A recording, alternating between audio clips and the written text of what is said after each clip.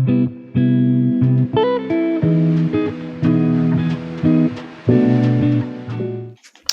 guys, welcome back again to my channel. If you're new to my channel, hi, I'm Verabella and I'm a Nigerian living right here in Australia. You are absolutely welcome. Please go ahead and subscribe and join our family. I would love that a lot.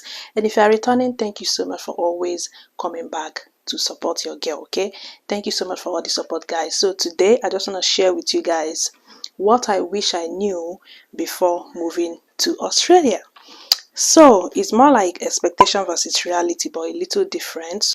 So before coming to Australia, I had a lot of things in mind. I had a lot of expectations, I would say, and then it wasn't exactly the same when I moved in. So I'm just going to share with you guys, in case if you want to move to Australia or you have somebody who is planning to move to Australia, this video might help the person out, just to know a bit of what to expect. Okay, so number one is actually finding a job here. So I was actually thinking that once I come in, I will start, working immediately or working in my field.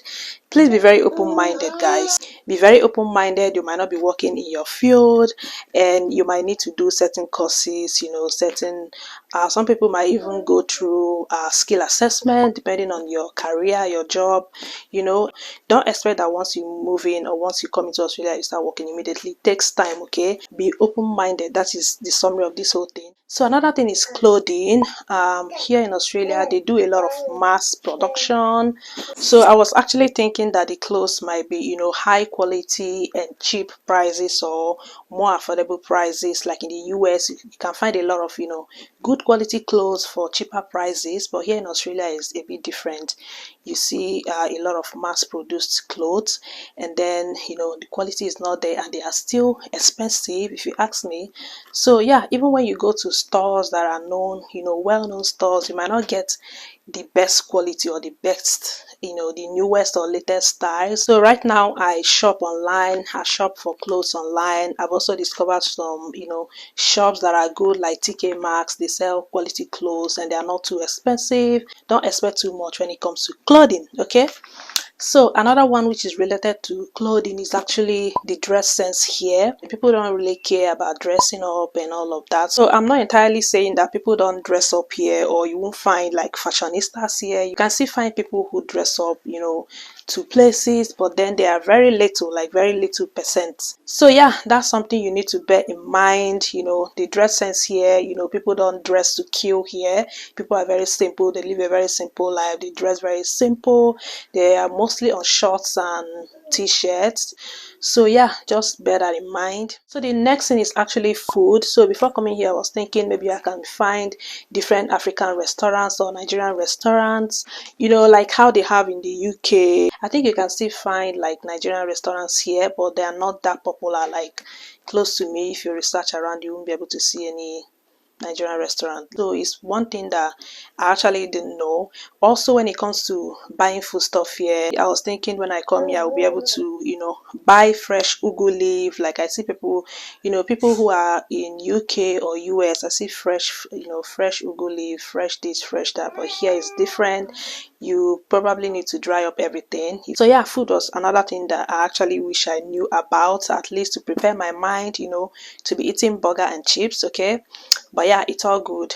They still have several restaurants here. You have the Indian ones, Indian restaurant, Chinese, because this country is very multicultural, so you find different restaurants. But then when it comes to Nigerian food and African food, I think they are a bit lagging behind. So another thing is the Aussie slang, guys. So it can be a bit confusing. So when I came here newly, I was a bit confused, like when they were saying stuff like footy. So football, they call football footy, and the blokes, they call guys or boys or men in general, they call them blokes. So these are some of the slangs that you might not really know of. So when you're having like a conversation with someone here, you might get a bit confused. So I wish I knew about that. I actually love their slangs a lot now that I've gotten to know most of them or some of them.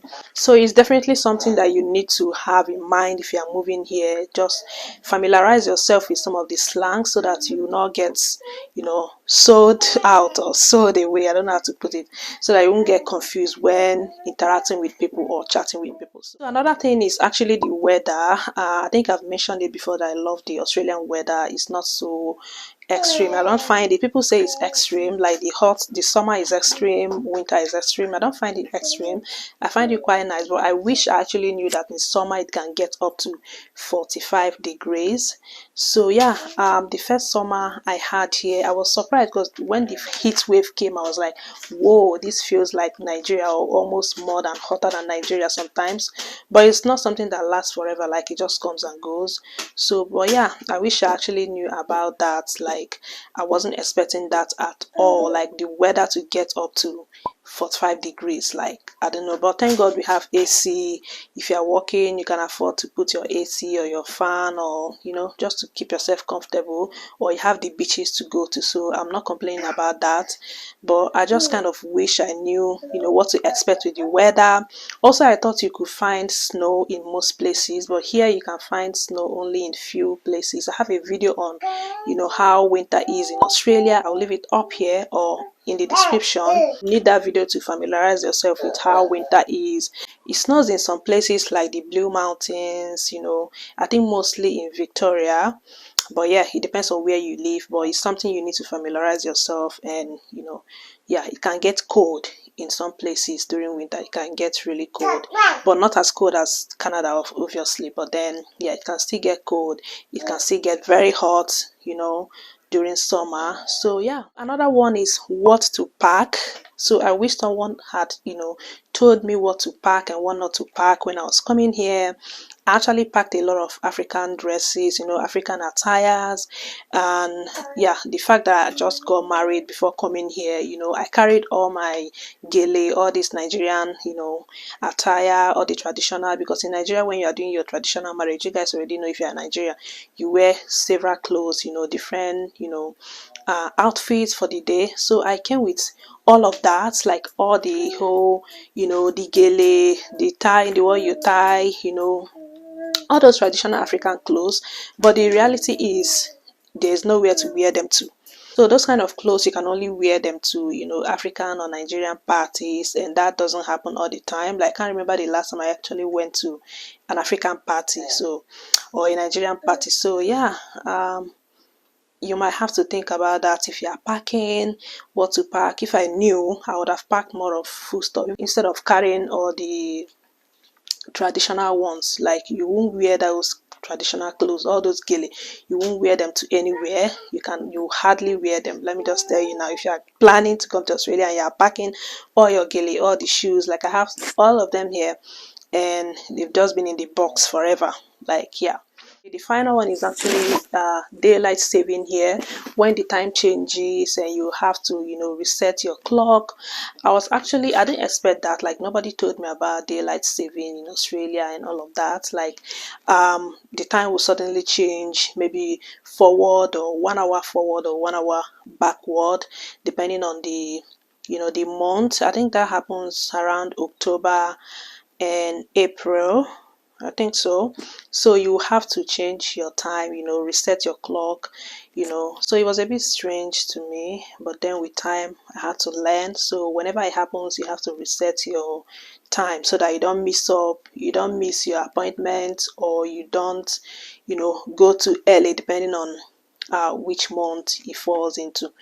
So daylight saving is something I didn't know about. If you're coming to Australia, you have to bear that in mind.